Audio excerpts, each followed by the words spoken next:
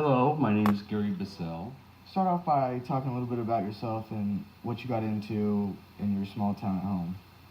Well, mine's kind of a unique story in that during the early 50s, I grew up from a broken home. My father left my mother when I was 1 year old, and fast forwarding a little bit, through certain circumstances, I ended up in three different foster care homes.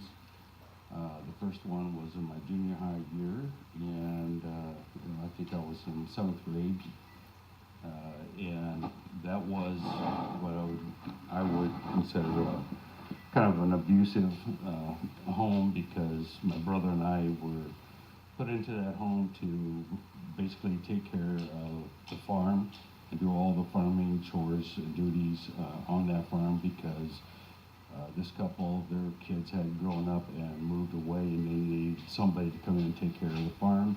And so it turned out to be a rather stressful and harrowing experience, to say the least.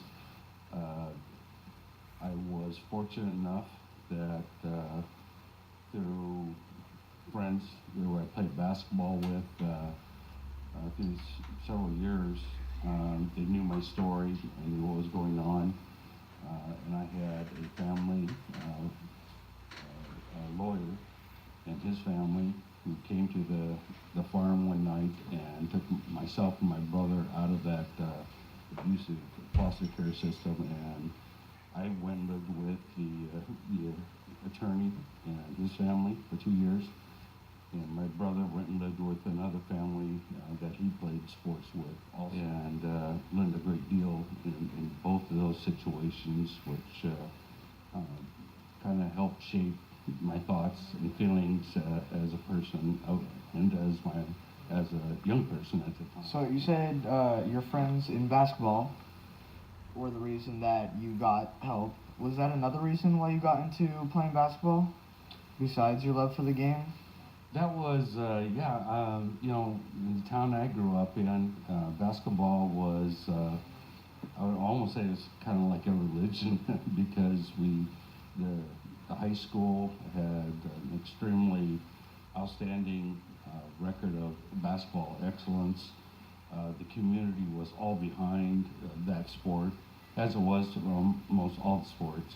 But basketball in particular had a lot of success, and as a young man, I would go out and I'd shovel snow off the playground, basketball area, so I could play basketball in the dead of winter. So with your town being very into basketball, do you feel like that was the way you connected with people? It has many meanings. I think when you have a passion, and it doesn't have to be basketball, it could have been anything, because I had friends who had passions in other sports or other genres that have done extremely well. And I just think, as a young person, finding something that you're passionate about, number one, keeps you out of trouble, and number two, we'll go back to number one. Keeping you out of trouble means a young man in my situation at that time, I had no safety net.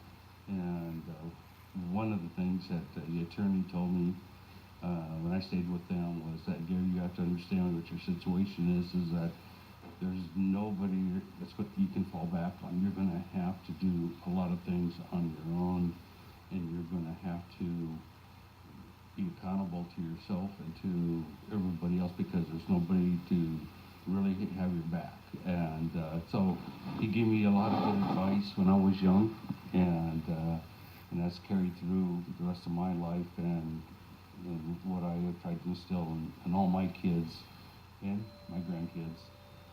That is a very important thing in life, of connecting. Before you can make a really good connection with people in the community, you have to make that connection with yourself. And having passion about something is part of that connection, is making a bridge. It's like a bridge to the other side, through the passion that you put yourself through and you gain confidence from by doing something.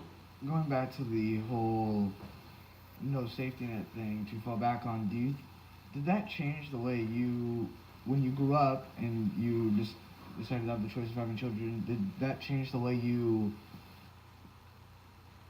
did that change your perspective on how you were going to raise them and how to provide that safety net for them in case something did go wrong? Absolutely. I mean, it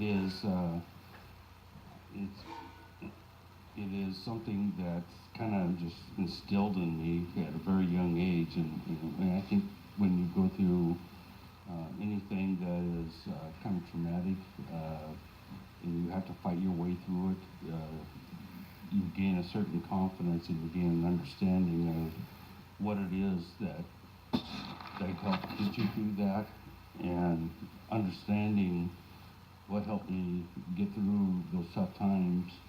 I brought that forward. I fast forwarded that to my family and what it was that I thought a family unit and a connection with that family meant, and what to put into my kids was the things that they could hold on to during life. And it's been nothing but a blessing to see my children grow up and have and understand, the value of having those relationships with their children and doing things with them and connecting with them the way they do. I'm very proud.